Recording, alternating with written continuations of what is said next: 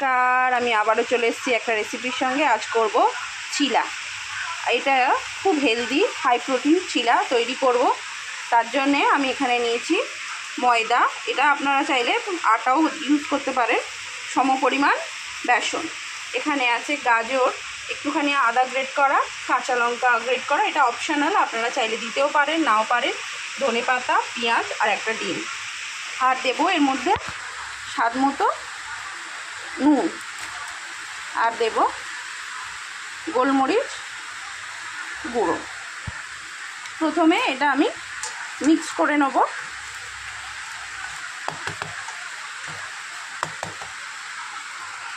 Mix করে নিয়েছি dry ইনগ্রিডিয়েন্টসগুলো। এবার এর মধ্যে দিয়ে দেবো একে একে সব ভেজিসগুলো।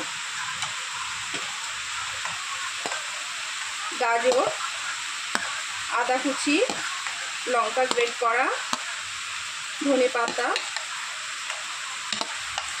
পেঁয়াজ কুচি দিয়েছি সব ভেজিসগুলো দিয়েও আবার মিক্স করে নেব। এতে আপনারা চাইলে আপনাদের ইচ্ছা মতো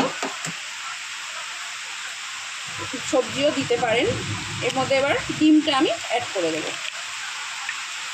ডিমটা দিয়েও মিক্স করে নেব।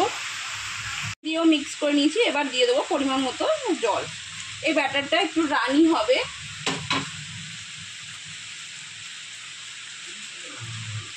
তো চলুন এটা দিয়েও খুব ভালো করে মিক্স করে নিই। দিয়েও আমি গুলে নিয়েছি। এবার দিয়ে দেবো একটুখানি, এটা একদম স্বাদের মতো জন্যে অপশনাল, আপনারা নাও দিতে পারেন, ম্যাগি মশলা। আর দেবো অল্প একটু হলুদ দিয়ে এটাও খুব ভালো করে আমি মিক্স করে নেব। তাওয়া বসিয়ে দিয়েছি। এবার খুব অল্প তেল দিয়ে দিলাম। এবার তেলটা পুরো প্যানে লাগিয়ে নেব। প্যান গরম হয়ে গিয়েছে খুব ভালো করে। এবার আমি দিয়ে দেব, গ্যাসটা আস্তে করে।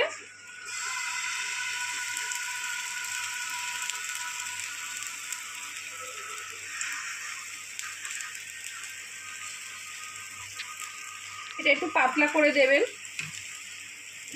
এবার ফ্ল্যাট করে দিয়ে ঢাকা দিয়ে দেবো।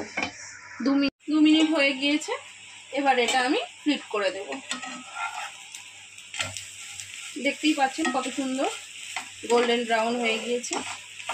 এবার এটাও 1 মিনিট রান্না করে নেব ঢাকা দিয়ে। চলুন 1 মিনিট হয়ে গিয়েছে, আমি ফ্লিপ করে দেখিয়ে দিচ্ছি। দেখুন এই দিকটাও কিন্তু কুক হয়ে গিয়েছে। এবার তো চলুন নামিয়ে নেব।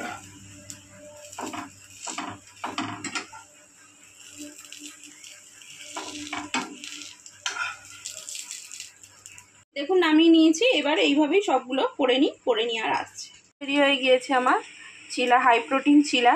তো রেসিপিটা যদি ভালো লেগে থাকে অবশ্যই লাইক, শেয়ার অ্যান্ড সাবস্ক্রাইব করবেন। আর রেসিপি সম্পর্কে কিছু জানার থাকলে অবশ্যই কমেন্ট করবেন। তো চলুন আজকের মতো টাটা, দেখা হবে অন্য কোনো দিন অন্য কোনো রেসিপির সঙ্গে।